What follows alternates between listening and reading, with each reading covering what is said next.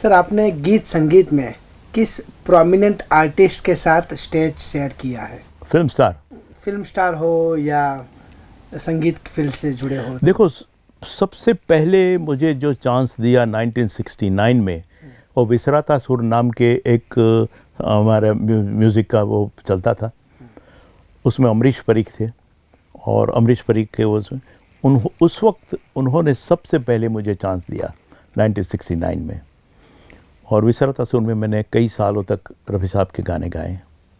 उस वक्त मेरे साथ जो फीमेल सिंगर जो थी, उनके नाम भी मैं करना इसीलिए चाहूँगा कि उनका भी, फीमेल सिंगरों का भी बहुत सपोर्ट होता है।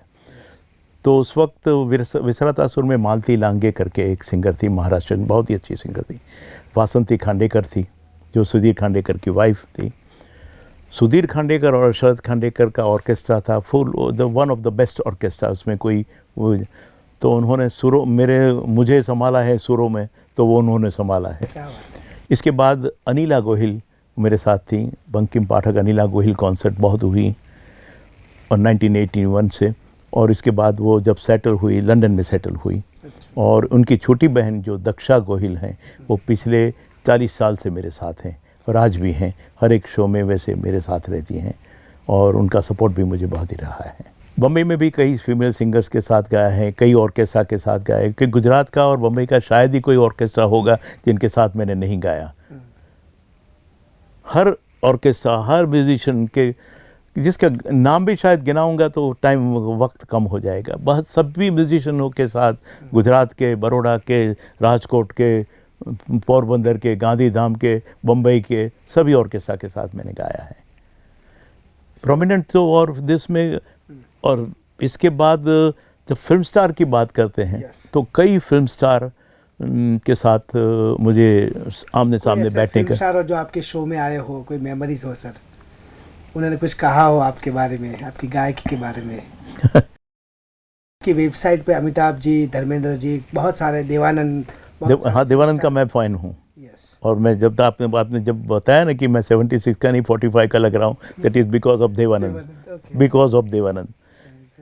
तो बम्बई में जब मेरे शोज़ चल रहे थे, उस वक्त धर्मेंद्र जी आए थे। और मेरे विले पार्ला में जो ऑडिटोरियम है, वहाँ पर वो धर्मेंद्र जी आए, जितेंद्र जी आए थे। पूरा महाभारत का यूनिट आया था। क्या बात है।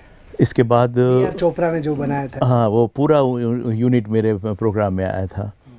ऋषि कपूर आए थे। फिर बात चलती है, मैंने हॉलैंड की बात कर रहा हूँ आपको। मैं समझो कि हॉलैंड जब मैं पहली बार गया, तो वो प्रोग्राम पूरा ऑर्गेनाइज़ किया था महमूद साहब ने, फिल्म स्टार महमूद, और दिलीप कुमार ने। तो मेरी कैसेट जब उन्होंने सुनी तो बोलता है कि नहीं, लड़का अच्छा गाता है। इसके बाद मैं दिलीप साहब के साथ, उस वक्त महमूद जी थे, मनहर उदास थे, हेलन जी थी और अनिला गोहिल जी मेरे साथ थी। तो वहाँ हमने हॉलैंड में शो किया। उस वक्त दिलीप साहब ने मुझे प्रेजेंट किया था कि जो मेरा गाना है, मान मेरा एहसान अरे नादान, वो आन फिल्म का गाना जो है, आज मैं इस लड़के को, बंकिम को कहूँगा कि वो आपको सुनाए। तो उनके शब्द थे और मैंने गाना ये गुनाया। इसके बाद मैं बताऊं कि देव साहब का मैं बहुत ही फ़ैन, ज़बरदस्त फ़ैन था। डाई हार्ट फ़ैन कहता है कि, क्योंकि जब पहली बार मैं मिला यहाँ पर गुजरात समाचार फाउंडेशन में, वो आए थे। नहीं, पहली बार मैं जब मिला सेंट ज़ेवियर कॉलेज में था तब। सेंट ज़ेवियर कॉलेज में जब पढ़ता था, तो उस वक्त फिल्म गाइड का प्रीमियर सेंट ज़ेवियर कॉलेज ने रखा था। हमारे फादर डिसोजा कहते हैं कि Bankim, you have to buy the ticket. मैंने बोला कि sir, it is very difficult for me कि 25 रुपये में कहाँ से लाऊंगा, 5 रुपये में। तो बोलता है कि नहीं, that you have to buy. मेरे और मेरे एक फ्रेंड ने साथ में बोला कि 12 रुपये तुम निकालो, 13 रुपये मैं निकालूंगा, और टिकट लेते हैं।